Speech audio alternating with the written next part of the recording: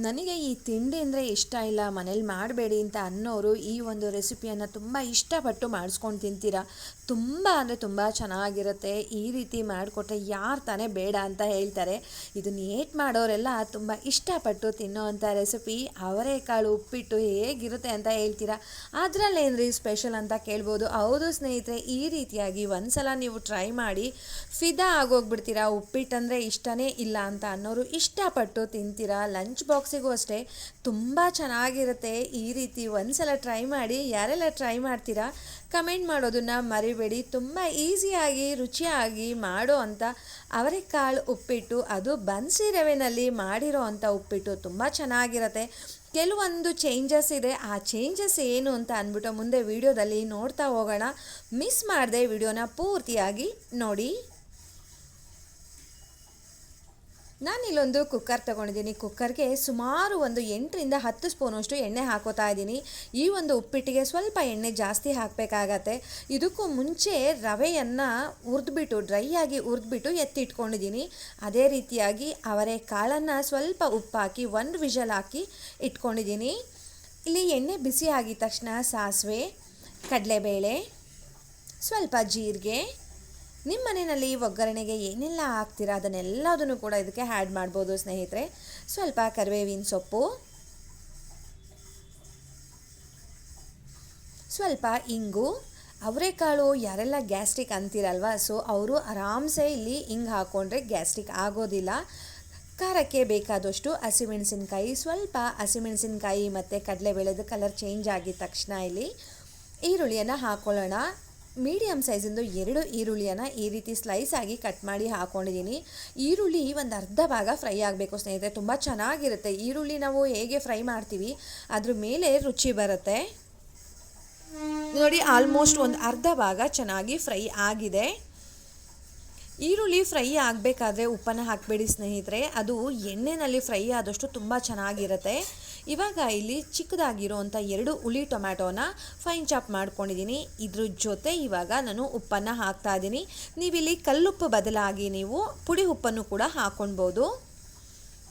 ಇವಾಗ ಮತ್ತು ಟೊಮ್ಯಾಟೊ ಏನಿದೆ ಅದು ಒಂದು ಅರ್ಧ ಭಾಗ ಫ್ರೈ ಆಗಬೇಕು. ಅಲ್ಲಿ ತನಕ ಫ್ರೈ ಮಾಡ್ಕೊಳ್ಳೋಣ. ನೋಡಿ, ಈಗ ಆಲ್ಮೋಸ್ಟು ಫ್ರೈ ಆಗ್ತಾ ಇದೆ. ಆಮೇಲೆ ರವೆ ಜೊತೆ ಕೂಡ ಫ್ರೈ ಆಗುತ್ತೆ. ಪೂರ್ತಿಯಾಗಿ ಟೊಮ್ಯಾಟೋನ ಫ್ರೈ ಮಾಡಬಾರ್ದು.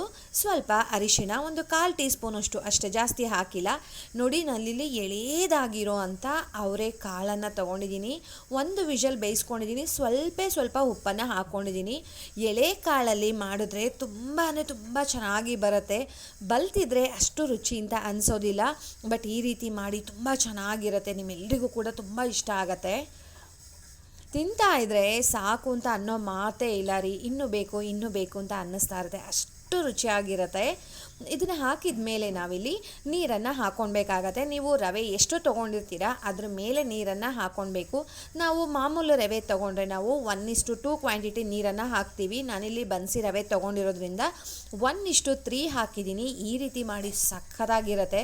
ಮತ್ತು ಒಂದು 2ರಿಂದ 3 ಕರಿಮೆಣಸನ್ನು ಈ ಥರ ಹಿಂಗೆ ಕ್ರಷ್ ಮಾಡಿ ಹಾಕಿದ್ದೀನಿ. ತುಂಬ ಚೆನ್ನಾಗಿರುತ್ತೆ. ನಾನು ಹೇಳ್ದಾಗೆ ಗ್ಯಾಸ್ಟ್ರಿಕ್ ಸಮಸ್ಯೆ ಬರೋದಿಲ್ಲ. ಅವರೆಕಾಳಲ್ಲಿ ನಾವು ಏನೇ ರೆಸಿಪಿ ಮಾಡಿದ್ದೀವಿ ಅಂತ ಅಂದರೂ ಕೂಡ ಅದಕ್ಕೆ ಸ್ವಲ್ಪ ಬ್ಲ್ಯಾಕ್ ಪೆಪ್ಪರನ್ನು ಹಾಕಬೇಕಾಗತ್ತೆ. ನೋಡಿ, ಇಲ್ಲಿ ಕುದಿ ಬರೋದಕ್ಕೆ ಶುರುವಾಗಿದೆ. ಈ ಟೈಮ್ನಲ್ಲಿ ಒಂದ್ಸಲ ಉಪ್ಪನ್ನು ಚೆಕ್ ಮಾಡ್ಕೊಂಡ್ಬಿಡಿ. ಕಡಿಮೆ ಇತ್ತಂದರೆ ಸ್ವಲ್ಪ ಇವಾಗ ಆ್ಯಡ್ ಮಾಡ್ಕೊಳ್ಬೋದು. ಈ ಟೈಮ್ನಲ್ಲಿ ನೋಡಿ, ನಾನು ಬನ್ಸಿ ರವೆನ ಲೋ ಫ್ಲೇಮ್ನಲ್ಲಿ ಹುರಿದು ಇಟ್ಕೊಂಡಿದ್ದೀನಿ. ನಾನು ಯಾವ ಕಪ್ಪಲ್ಲಿ ನೀರನ್ನು ಹಾಕಿದ್ದೀನಿ ಅದೇ ಕಪ್ಪಲ್ಲಿ 1 ಕಪ್ಪಷ್ಟು ನಾನಿಲ್ಲಿ ರವೆಯನ್ನು ತೊಗೊಂಡಿರೋದು. ಇಲ್ಲಿ ಫ್ಲೇಮನ್ನು ಪೂರ್ತಿಯಾಗಿ ಕಡಿಮೆ ಮಾಡಿ ಈ ರೀತಿಯಾಗಿ ಮಿಕ್ಸ್ ಮಾಡ್ತಾ ಬರಬೇಕಾಗತ್ತೆ. ಫ್ಲೇಮ್ ಜಾಸ್ತಿ ಇತ್ತು ಅಂತ ಹೇಳಿದ್ರೆ ಅದು ಕೈಗೆಲ್ಲ ಸಿಡಿದ್ಬಿಡುತ್ತೆ ಸ್ನೇಹಿತರೆ. ಸೊ ಆದಷ್ಟು ಲೋ ಫ್ಲೇಮ್ನಲ್ಲಿನೇ ಮಾಡಿಕೊಂಡು ಈ ರೀತಿ ಮಿಕ್ಸ್ ಮಾಡಿ. ಜಾಸ್ತಿ ಇದು ಗಂಟು ಆಗೋದೇ ಇಲ್ಲ ಬನ್ಸಿ ರವೆನಲ್ಲಿ. ಇವಾಗ ನೋಡಿ, ಕುದಿಯೋದಕ್ಕೆ ಶುರುವಾಯ್ತಲ್ವ, ಲಿಡ್ಡನ್ನು ಕ್ಲೋಸ್ ಮಾಡಿಬಿಡೋಣ. ಅಂದರೆ ವಿಷಲ್ ಒಡಿಸೋದು ಬೇಡ, ಒಂದು ಪ್ಲೇಟನ್ನು ಕ್ಲೋಸ್ ಮಾಡೋಣ. ಕ್ಲೋಸ್ ಮಾಡಿ ಲೋ ಫ್ಲೇಮ್ನಲ್ಲಿ ಜಸ್ಟ್ ಒಂದು 5 ನಿಮಿಷ ಬಿಟ್ಬಿಡೋಣ. ಲೋ ಫ್ಲೇಮ್ನಲ್ಲಿ 5 ನಿಮಿಷ ಬಿಟ್ಬಿಟ್ರೆ ನೋಡಿ, ರುಚಿಯಾಗಿರೋ ಅಂಥ ಬನ್ಸಿ ರವೆ ಉಪ್ಪಿಟ್ಟು ರೆಡಿ ಆಗಿಬಿಡುತ್ತೆ. ಸ್ಟವ್ ಆಫ್ ಮಾಡಿಬಿಡ್ತೀನಿ. ಈ ಟೈಮ್ನಲ್ಲಿ ನೋಡಿ ರೆಡಿ ಆಗಿದೆ. ಈ ಟೈಮ್ನಲ್ಲಿ ಸ್ಟವನ್ನು ಆಫ್ ಮಾಡಿಬಿಟ್ಟು ಮತ್ತೆ ಹಾಗೆ ಬಿಟ್ಬಿಡ್ತೀನಿ. ಆ ಬಿಸಿನಲ್ಲಿನೇ ಇನ್ನು ಸ್ವಲ್ಪ ಚೆನ್ನಾಗಿ ಹರಳುತ್ತೆ. ತುಂಬ ಸಾಫ್ಟಾಗಿ ಬರುತ್ತೆ ಸ್ನೇಹಿತರೆ. ನೋಡಿ ಇವಾಗ ಒಂದು 5 ನಿಮಿಷ ಆಗಿದೆ. ಸ್ಟವನ್ನು ಆಫ್ ಮಾಡಿದ ಮೇಲೆ 5 ನಿಮಿಷ ಆಗಿದೆ. ಇವಾಗ ಇದಕ್ಕೆ ಲಾಸ್ಟಲ್ಲಿ ಕೊತ್ತಂಬರಿ ಸೊಪ್ಪನ್ನು ಹಾಕ್ತಾ ಇದ್ದೀನಿ. ಅದು ಕೊತ್ತಂಬರಿ ಸೊಪ್ಪು ಲಾಸ್ಟಲ್ಲಿ ಹಾಕೋದ್ರಿಂದ ತುಂಬ ಚೆನ್ನಾಗಿರುತ್ತೆ.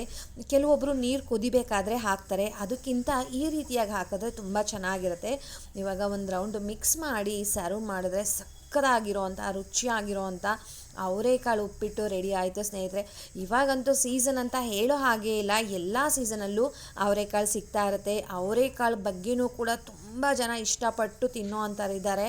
ಅವರೆಕಾಳು ರೆಸಿಪೀಸನ್ನು ಕೂಡ ತುಂಬ ಇಷ್ಟಪಡ್ತಾರೆ. ಸೊ ಅವ್ರಿಗೆಲ್ಲ ಈ ಒಂದು ರೆಸಿಪಿಯನ್ನು ಡೆಡಿಕೇಟ್ ಮಾಡ್ತೀನಿ. ಇದಕ್ಕೆ ಒಂದೇ ಒಂದು ಪಿಕಲ್ ಅಂದರೆ ಉಪ್ಪಿನಕಾಯಿನ ಹಾಕ್ಕೊಂಡು ಒಂದು ಕಾಳಪ್ಳ ಜೊತೆ ಸರ್ವ್ ಮಾಡೋದ್ರಂತೂ ಆಹಾ ಏನು ಸಖತ್ತಿರುತ್ತೆ ಗೊತ್ತಾ. ತುಂಬ ರುಚಿಯಾಗಿರುತ್ತೆ. ನೀವು ಕೂಡ ಟ್ರೈ ಮಾಡಿ, ಈ ರೀತಿಯಾಗಿ ನಿಮ್ಮೆಲ್ಲರಿಗೂ ಕೂಡ ಇಷ್ಟ ಆಗತ್ತೆ.